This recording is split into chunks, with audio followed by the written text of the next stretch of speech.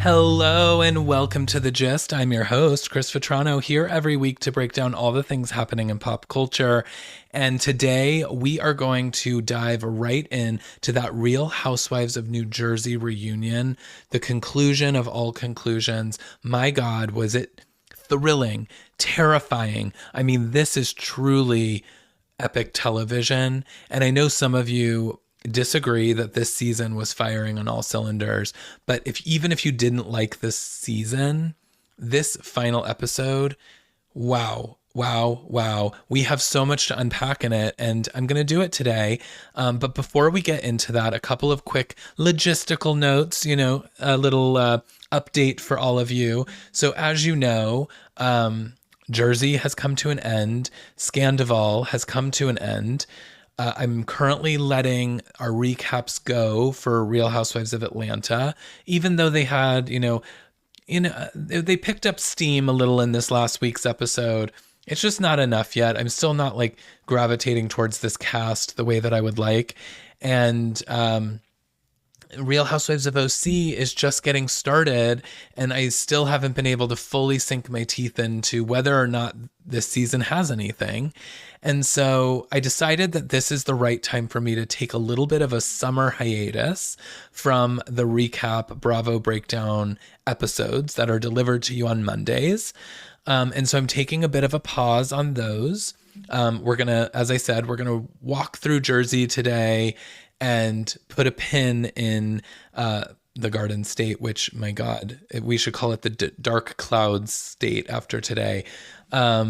But we're going to put a bit of a pin on that, and then we will be back for our recaps on July 17th.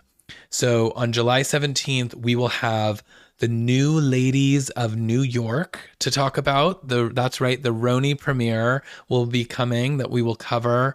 And then we will also have Crappie Lake with Luann and Sonia to talk about. And, there's just more stuff coming at that point. And so I'm going to take about a month of just watching Bravo. Isn't that crazy that I can just watch as a fan and not have to actually take notes? So I'm going to watch these few seasons that we've got going right now, OC, Atlanta, and then I will be back. And I will talk about both of them as well when we're back in a month. And hopefully, we will have picked up steam in both of these cities. But for now, going to take a bit of a break. So that is why today I'm only going to cover Real Housewives of New Jersey so that we don't leave anything left unsaid. And then going to do that. But I will note, we still have interview episodes. So continue to come back to The Gist every Thursday because we've got some great stuff lined up. If you missed my interview last week with Brian Moylan, that came out on Thursday, so be sure to go check out that conversation. It was so fun. And I've got another one hitting this Thursday, and I've got some really, really exciting guests lined up. So that's going to be really fun to continue that series during this next month. But I am going to pause from doing our Monday episodes. So now that that's out of the way, getting right into it. Oh, and there is one other little hot topic that I just wanted to mention. So the ladies of New York Legacy have made their way to St. Barts, and we have seen that they're now there filming for the Real Housewives Ultimate Girls Trip in, I guess, what would that be? Season 5. Remember, we're still waiting for season 4. But season 5.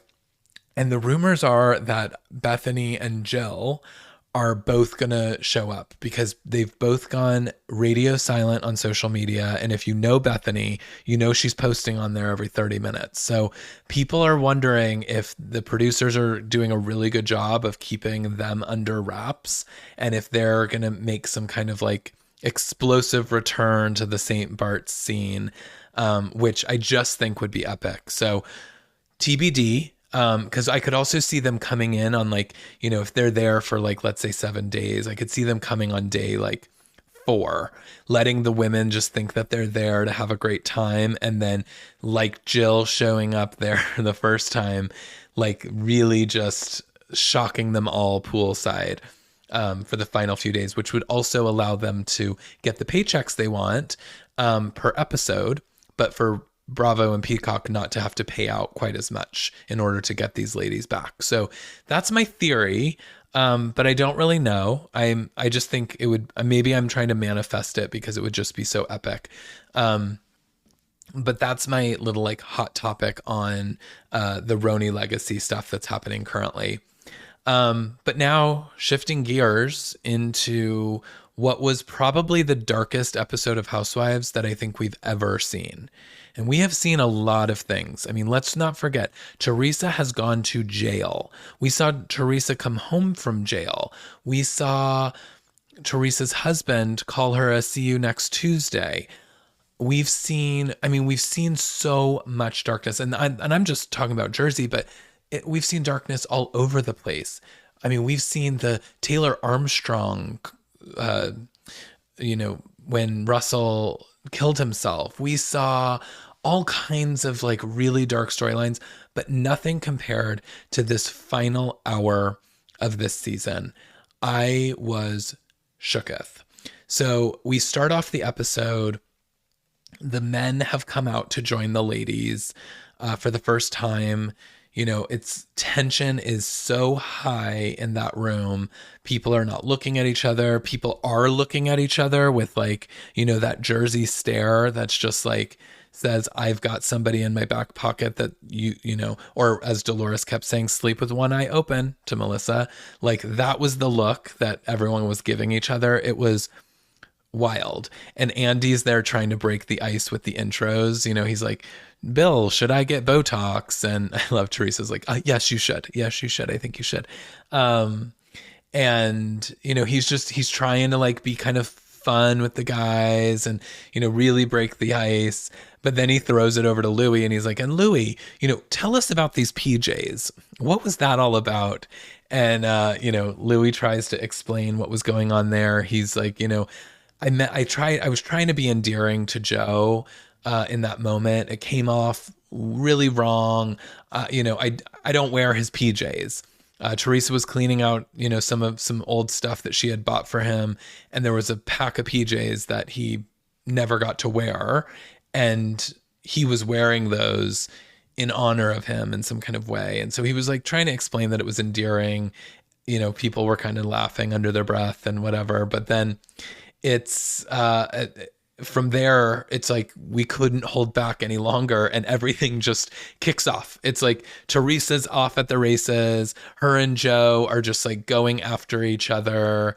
And, it immediately goes into why Melissa and Joe were like filming various scenes and when Teresa was away and when they were back and when Teresa was single and she had just come out of prison, Joe was like, I had been so close to my sister then because we were talking all the time. And Teresa's like, yeah, the only reason though was because there was cameras up and you wanted the camera time, and everything that you've ever done in our relationship as of late has been about money. You came on the show behind my back. You've done all these things just when there's a paycheck involved, but it's never been authentic. And so that, everyone's just screaming at this point.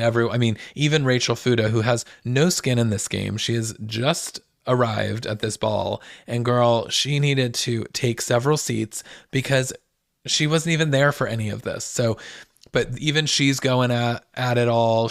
Everyone's talking. Andy's getting irritated. He's like, let me speak. I don't know how many times Andy yelled in this episode at the ladies. Several. It wasn't like he yelled one time. He was screaming at them several times. And, it was wild. It was just the fight was on from the minute that the guys came out. And, Teresa says, she's like, this is the final time that I'm speaking to these people. And, and obviously Joe, I think Joe was probably hurt to hear that. I would be, but also, Joe didn't come to the wedding. Joe has said horrible things about his sister online and in interviews and on podcasts and all the things. And so, she's done. I think they're done too. I mean, Melissa and Joe are done with Teresa.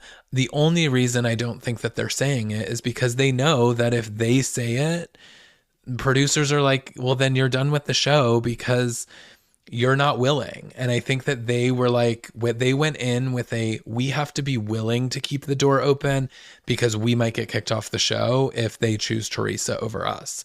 But Teresa was not backing down from that. She was like, this is it. This is this is the end of us. And, Andy kind of tried to rein it back in. So they take a commercial break. They come back.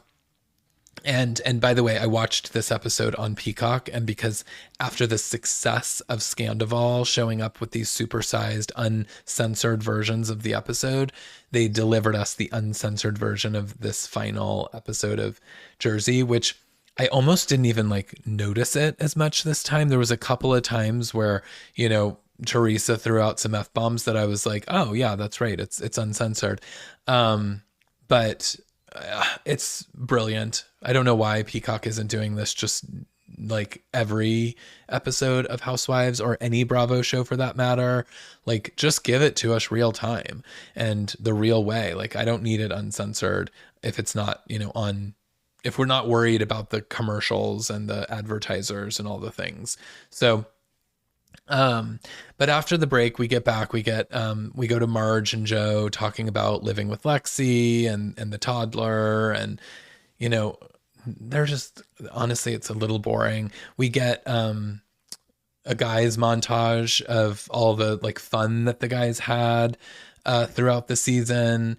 And, we kind of go around the circle, or Andy goes around the circle to get updates from all the guys. We find out Frank is moving out of David's house, which David is Dolores's ex, pre-Polly.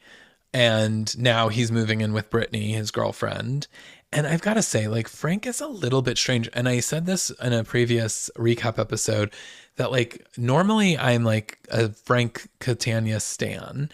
And for some reason this season, I'm just I'm seeing him in such a bad light. He's just he's there for all the wrong reasons. And I don't know if he's misunderstood or if he's just, I'm learning more about this person who literally is living rent-free at Dolores's ex's house, is upset that Dolores is with someone new, and because it's breaking up his family, who he broke up when he cheated. It's he's so delusional, and there's something a little off about him, and I can't quite put my finger on exactly what it is, but I'm not liking the way that he's coming off this season at all. And that didn't slow down in this episode of the reunion. I think he's there. He's searching for relevance, I feel to stay on the show now that Dolores has Polly. I don't know. It's all a lot. But then we go over to Bill. We talk about Bill in the pool house, and I actually thought, it was a rocky season for Bill and Jennifer, and Bill didn't come out looking great. It looked as though he didn't want to spend any time with his family. It sounded as though he was in this pool house all the time. And we kind of learned that that's actually not the case, that Bill, he's I have a job that's really high pressure and I'm doing surgeries all day. And when I come home, I don't want to walk into the house with, all the screaming kids and the chaos of our house and everything that's going on. So he goes into the pool house to decompress for a little bit. And when we learn that him going to the pool house is a 30-minute to an hour thing where he goes and decompresses and then he comes home essentially, which I actually don't think is as bad as we were making it out to seem in the season. And maybe this was all a new narrative that they had agreed upon that he was going to say to clear his name of all the negative backlash he received over it. But I thought that he handled it really well. I thought he said, I would never do that. I of course want to be there for my children, but I feel sometimes I need a break given the job that I have. And then I like to enter so that I can be more present. And I thought that he did a good job. Whether he rehearsed his response or not, I thought he showed up well. I'm moving on from it. I think it was good. Um, and then we get into, that Frankie, Dolores's son, no longer is working with Louis. And, uh, Joe Gorga's like, well, what happened? Why isn't he working there anymore? And, Louis's not saying anything. And, Dolores like instantly shuts it down. She's like, look, Frankie is at a new job and he is very happy and he's very grateful for the job that Louis gave him. And that's all we're going to say about it. And, Joe Gorga really tries to push it. Frank, I mean, backstage in the last episode, Frank was like, oh yeah, I can't wait to bring all this stuff out. And, guns blazing at Louis about all this stuff. And Dolores put him in his place because she was like, no, you're not going to talk about my son. Like, I don't want my children discussed. And Frank couldn't say anything to that because that would make him look like a horrible dad. And so we actually sort of ended it there. And, she's like, well, I don't want to talk about it. Andy's like, well, all right, well, I guess we're left with more questions about that than answers. But, and then John Fuda, come again out of the wings, showed up at the ball for the first time. And he's like, well, I've got to get an answer about my question or something. Like he tried to say something. It literally was not his turn and it was not the place to go out to bring this up, but he couldn't apparently hold his mob mentality back. And he's like, I would just like to know why Louis had my son's birth mother investigated and did all this background. And Louis like, I didn't do that. And they're like, oh no, we have like a whole things we have like proof that you did. And he's like, and since you did, he's like, eye for an eye. And he holds up this like big envelope full of a bunch of documents. So apparently they've now had Louis investigated. And so, but then Marge is also like grabbing these receipts. He's like, no, I didn't. And Marge goes to pull out her receipts from behind her pillow. And everyone's talking about like the Bo Dietl stuff. And John's like, we know folks that know Bo Dietl. We know that like you were contracted to hire him. And Louis just keeps being like, I never hired Bo Dietl to investigate any of you. And they're like, no, yes, you did. Yes, you did. Again, Marge is holding her stuff. At one point, I loved it because that's one of the points that Andy just yells. And he's like, he's freaking out. And I can't remember what he said, but all I saw is the shot of Marge. She's just putting away her receipts. Like she had just been like schooled. And like, she's like, okay, apparently I'm not going to get to tell my piece of this. And it's like, no, we don't need your piece because it's not even about you. And I'm very confused. And, I've said this before, and I know that several of you are going to come for me because you think that I'm a tree hugger and that I am, last time I said that on the pod and I was like, I'm not a tree hugger. I got a text from a friend who was like, you are a tree hugger. I might be a Teresa apologist, but I'm not like unwilling to know that she does bad things and that she is like cuckoo brains. Like Teresa is not innocent. And I've never claimed that these, like any of these people are innocent people that are sitting on this stage. I mean, let's not lose sight of the fact that Teresa has done some horrible things over the years. I absolutely see that. But I also have to bring like the other side of things because I feel like everything's so toxic and so targeted at Teresa that it's like it was so clear that left side of the couch had all gotten together the night before to rehearse everything that they were going to say and everything that they wanted to come out. They were like, it was like clockwork. Like someone would bring something up and then the other one would be like, yep. And then I've got this thing to also say. And it was so rehearsed in that way that it was like such a clear attack on Teresa and Louis that it's like, I do try to see a little bit of the other side to try to understand what is really going on here. And with this Bo Dietl thing, I am very confused because it's like, we've got the finale episode where Louis says twice that and everyone's claiming that he hired Bo Dietl. When we go back to watch the finale episode, though, this is what dawned on me, is that he actually never said, I hired the private investigator to get the information on you. All he said was Bo Dietl has information on every single person in this room. And then the next day, when they're talking about it at the table, he says it again in a way that it does seem as though he hired him because he's a private investigator. And so why would this guy do it for free? But he says it in a way that's just like, he has this information about you guys. He's like, Bo Dietl has all this information, and Bo Dietl's one of his close friends. So I don't know. I mean, I'm like so scared to say anything because I know that y'all are going to come after me because Louis is scary. Louis is a scary person.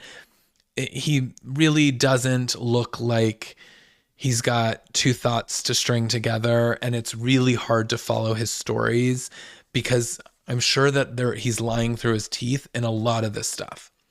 But I am like, is there a world in which you have a private investigator as a best friend and people have been launching attacks at you from the previous season, pulling up dirt from your past? And is there a world in which you just sort of like investigate everyone on the cast that he's on and then tell one of your best friends about it? And does he just go to Louis and say like, hey, by the way, I know stuff about all these people. He may have not even shared a lot of that information with Louis. He may just say he has it. I don't know. Maybe. That's just a theory. Just hear me out in this other side of things, is that like maybe this guy has done this. We also learn that in this Bo Dietl conversation that they have not, because Louis stands by. He's like, I have never hired Bo Dietl to investigate anyone on this stage. He did say that Bo Dietl was working with him because there is a woman of Louis' past who has been harassing him and attacking him, which we have all seen in the news. This woman that will not stop talking about him, and all she talks about is how abused she was by him, but meanwhile is like going to anybody that will listen to tell the story. And it's like, if you were truly trying to move on from this person, you wouldn't be doing what you're doing now. And so I don't know. That doesn't sound clean to me. But they said that they hired Bo Dietl to investigate this woman and to like look into what all this harassment that's been going on with him. And through that, they did learn that Marge had been in contact with this woman and was selling stories to bloggers as part of it. And so that's the only thing. And to me, they copped to saying like, yeah, we have never paid to investigate anyone on this stage. We have tried to do something in which someone on this stage was connected, and we have that information. But in terms of like reaching out to John Fuda's ex I don't even know what the point is. And even Andy asked that several times, like, what would be the point of that? Like, what would he gain from getting information about the ex, like, mother and this child's birth mother? Like, it's very dark and it doesn't make sense. And so I guess maybe I'm just trying to make sense of all of it. But then in all this Bo Dietl conversation, we learned that there's also a security person that's downstairs for Teresa and Louis. And Andy's like, why did you hire security? And Louis like, oh, Bo Dietl sent his security. And I guess it was because of the harassment, but I don't know. It's all, again, it gets so complicated. And then the other thing is that nobody lets anyone talk. And so nobody's hearing anything. And as a viewer, I feel like I'm also not hearing anything. I can't make heads or tails of any of what's being said, because if Louis tries to tell what is actually going on, it's like 20 people are yelling at him, saying other things, and nobody's ever actually getting to just like speak their piece. And so it was a, wild moment, because that was like a very big part of all of this. And everybody on that stage was accusing Louis of hiring this guy to do all of these various things, which, again, as a reminder, Bo Dietl has come out. He's now come out several times. He recently just had another rant that he went on online about, and he's said, I have never been paid to investigate any of these people. Louis has never hired me to investigate any of these people. This is all fabricated from them. And, he came out against Joe Gorga and was like, he's claiming again that I'm doing all these things and that Louis did all of this. He's like, none of that is true. And so I kind of feel like it's making them look bad too, just as bad. Maybe Louis's hands are not fully clean. Again, maybe he knows stuff about these people, which I'm sure scares them all as well, which is why they're probably going so hard at him. But I'm also kind of like, you guys don't look great either, because then it's like Melissa's like going off about, oh, you created smear campaigns about me and Marge, and you paid this guy to create smear campaigns. And it's like, and Rachel's like, oh yeah, you can tell because of how much hate they're getting online. And it's like, but maybe Marge and Melissa are getting hate because they don't have, the tree stumps, or the tree huggers, as they are wild. It's why I was saying I was feeling nervous about saying anything, even though some of you guys think I am one. It's like, I get nervous because if I make a comment online that like goes against Teresa, I can get attacked in a major way. And so the people that are hardcore Marge, Melissa stans, like, they're getting a lot of hate online. But that I don't think is, I think that's our Bravo community. I don't think that that's a smear campaign.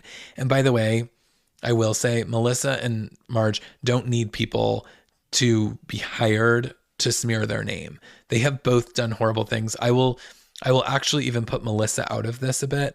Marge has done so many horrible things and has so much to speak for that she will never be accountable for, that like she doesn't need someone to hire anyone. She is doing all of this meddling behind the scenes, and she's doing all of these things on camera that are not adding up, like, calling Jennifer a disheveled drug addict while then also hosting a weed party at her house. Like, those two things don't add up. So people online call her a hypocrite and go after her. And now she thinks that it's because of Louis. So it's like everybody's just like throwing things at Louis as the scapegoat for all the bad that's happening in their life. And I don't fully understand or buy what's going on. But then we move to the pizza oven conversation. We're trying to get to the bottom of what's going on with this pizza oven. And quite frankly, there's just a lot of lies happening on both parts. It's very clear. Teresa keeps saying, and this is something, again, I'm going to go team Teresa on this. I will try to find a team Melissa at some point in this episode, so just bear with me. But I am going to go team Teresa, because one thing that she did keep trying to say to Melissa is, let the two of the boys talk, because they were the ones that did this. Like, they were the ones that went into business together. It wasn't you and I. You weren't a part of it. And like, Melissa will not let Joe talk. And she doesn't let Joe talk, especially when he's trying to talk to Teresa or when Teresa's trying to talk to Joe.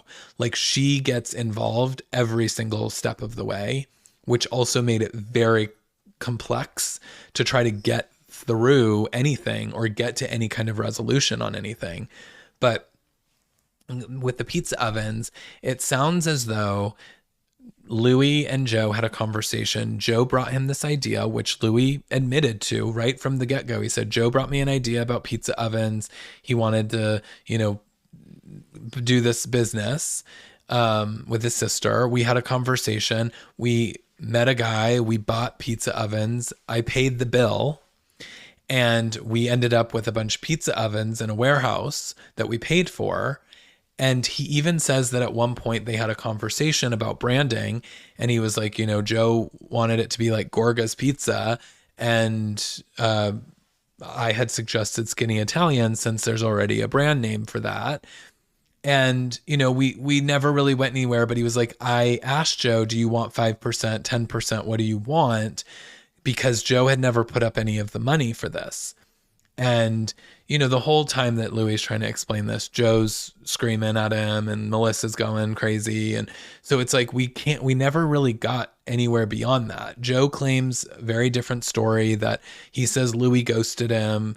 Louis like, what? I didn't return your call for a couple of weeks. And he was like, yeah, he's like, well, that's not ghosting you. I'm just busy. And Joe's like, well, you did all these things and you took my family out of it. Like you went and you created all like a whole branding and you did all this stuff and you really screwed me over. And Louis is like, but you never paid for it. You never came to the table to decide what you wanted to do. We aligned that we had the conversation about the brand name. We aligned on the Skinny Italian brand. And he said, and then I went and I executed on that. And so we created a Skinny Italian pizza box. And now we've got pizza ovens sitting in a warehouse and you still don't have you still have not come forward and wanted to do this business deal. And then at that point, Joe Gorga is like talking about he'll pay for 50% of them right now, or he'll take 50% or whatever. And, we're not going to go into business together at this point, given that they can't even be civil in the same room. So,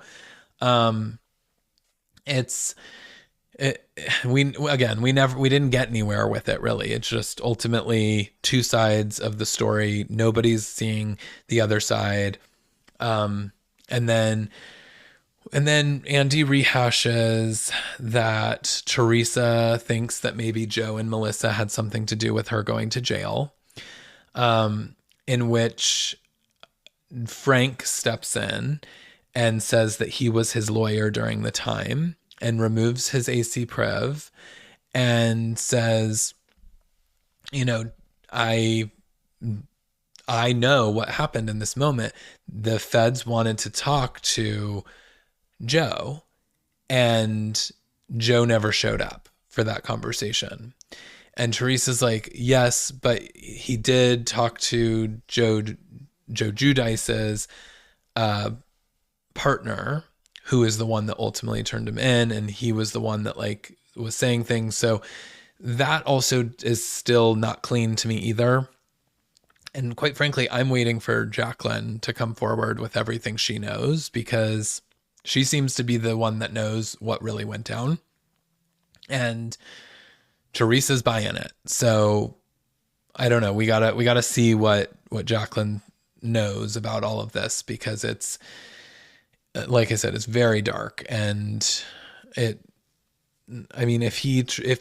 Joe Gorga had any involvement in trying to not necessarily send Teresa, because even Teresa's like, I know he didn't do this with the intention to hurt me, but I do think that he did it to turn Joe Giudice in. And if he did that, that is unforgivable.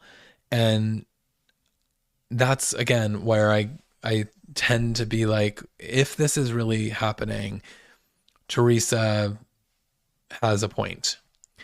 And then, that sort of gets into the kids of it all, and whether or not they filmed for money or to be supportive when Teresa was in jail for the special Teresa checks in.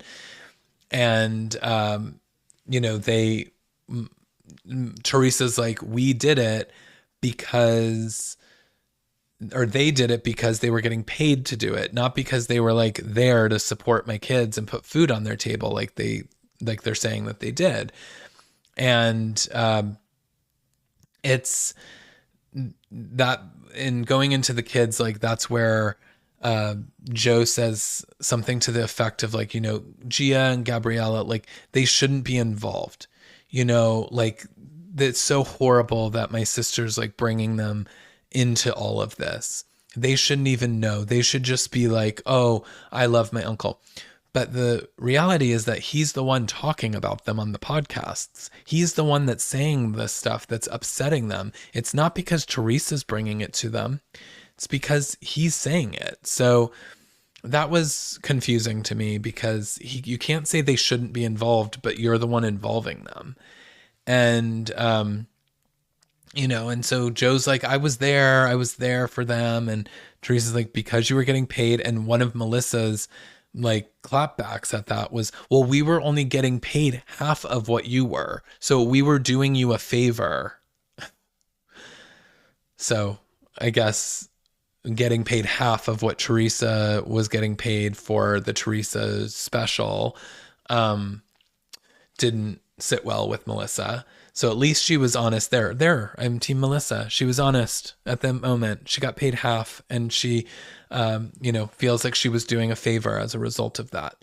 And so, do you guys like it? I'm Team Melissa on that one. And so then we end up calling Gia because Joe tells this horrible story of like Gia calling him and saying that he could do better than Melissa and that he was trying to convince him to get divorced from Melissa. So Teresa calls. Gia's at Coachella. And Andy's like, I wish I was there because this is going crazy. But they have the conversation and she, says it very like clearly. She's like, I called because I wanted him to rethink his decision about the wedding. I called and said, that her grandparents were looking down on him and they would be so ashamed if he didn't show up for the wedding. And that was the primary reason that she called. And she was like, my mom wanted him to walk her down the aisle. And I was just trying to convince him to put everything aside and come to the wedding. And that was it. And, Andy ends and Joe's like, yeah, she's lying. And of course she is because Teresa's lying and she's being fed what to say from Teresa.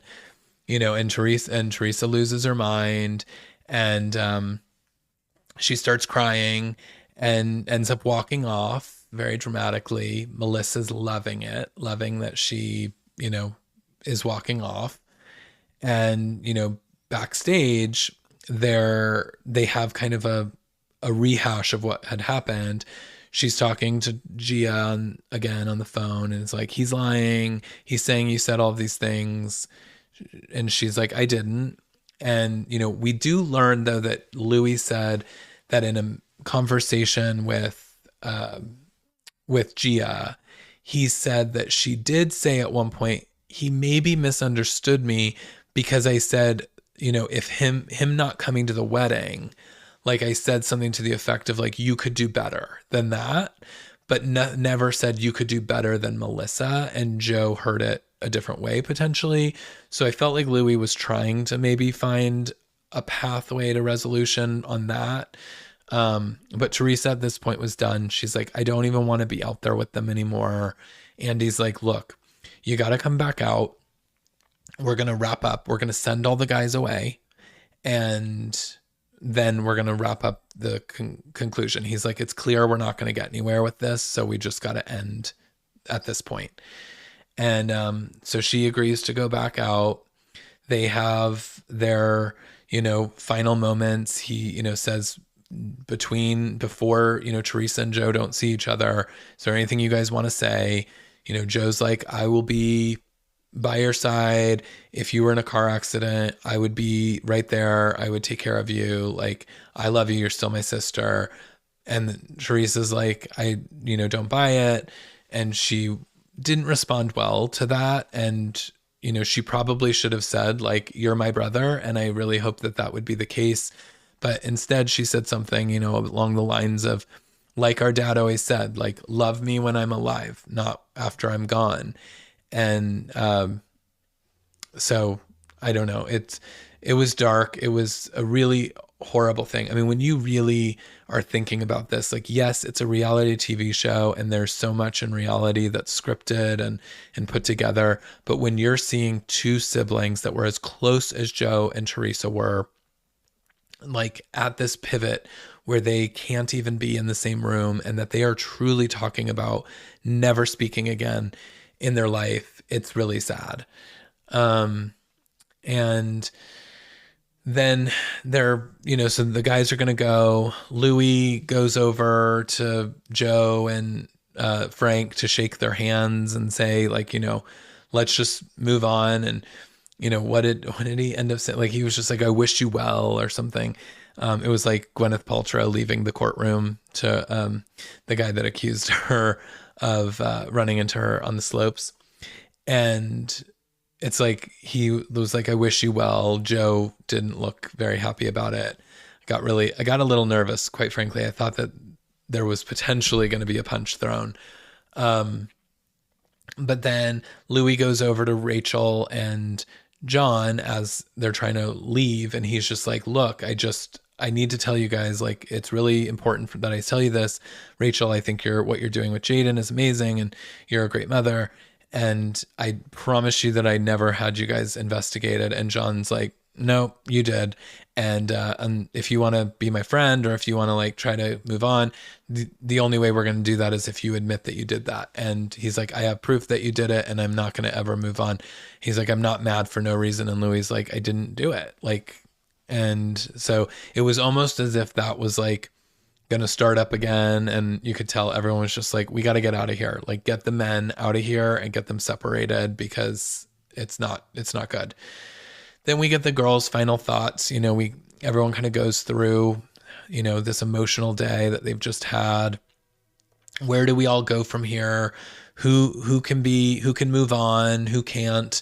We learn that most people say they can move on from each other and the various tiffs and fights that they've had from the season. We obviously know Melissa and Teresa are not at that place. Teresa said at the beginning of the reunion, I want to just end with peace and close this chapter. And Melissa was like, I will go with whatever my family wants to do. So, I guess that's where we leave it, right? They bring out whiskey and pizza to end the season and do a toast that like no one stood up for the toast. If you noticed, no one wanted to cheers each other. I'm sure that they all walked off of that stage not speaking to one another. It was intense. And I don't know where we go from here. I really don't, because there is a part of it that's like, I am so over the Teresa and Melissa stuff, but I'm also like, would it be nice to sort of see resolution with Joe and Teresa? I think the answer to that is yes. But if we're signing up to just get back in the ring of all of this, I don't see a path forward. And so I really don't know where we go from here. But I guess that's the producer's cross to bear, not mine. And the only other thing I will say is that why didn't we bring up the BravoCon incident between Jennifer and Joe Gorga and Melissa, where the glass was thrown in the hotel lobby and Joe Gorga said some horrible things. I'm just curious why that wasn't addressed, because that seems like that's also a missing part of the storyline, that it's like, Joe and Melissa claim to be these like loving people that are just kind of going with the flow, but they have also made errors. And I feel like we didn't get to call a lot of those out. And that seems like a pretty big one. So I don't know. I kind of wished that we had gotten a little more into that, but maybe there was legality of that. Maybe they weren't going to talk about it for whatever reasons, but it was disappointing to say the least. But it was epic television. I mean, that's the thing. It's like, it's watching these things that are just like so heart-wrenching, and it's so sad and so intense watching this stuff. But then I can't help but be so entertained. And I know that makes me a sick person, but if you're listening to this podcast, you are one too. And I'm sorry that I said that, but it's true. So, but I think that's where we're going to leave it. So guys, we are done with Real Housewives of New Jersey. like I said, what an epic season it was. I really loved it. And I am so curious as to where we go from here.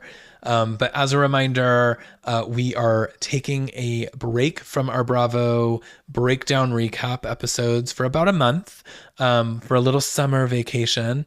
And we will be back though with the RHONY premiere, the Crappy Lake. We will be talking about where we're at with Atlanta and OC at that point. So lots to cover when we're back. But don't forget, you can always continue to listen to new episodes every Thursday, still releasing those. So the break isn't going to be that long because you got another episode coming this Thursday, guys. And then one after that and the one after that. But I'm just not giving you two in the week. But yeah, I hope that you will rate, and I hope that you will subscribe to The Gist so that you never miss an episode and that you're here when we get back. And I hope that you guys all have a great summer. And yeah, until Thursday. I'm saying like great summer as if I'm not doing these Thursday episodes, but I am taking a bit of a break. It is nice to sort of not have to take notes while watching Bravo for a minute. So excited to do that. But yeah. But thank you for listening, and continue to follow me at CM Vetrano. I'm at Twitter, Instagram, TikTok. I'd love to hear from you. And until next time, it's Chris Vetrano signing off. Bye.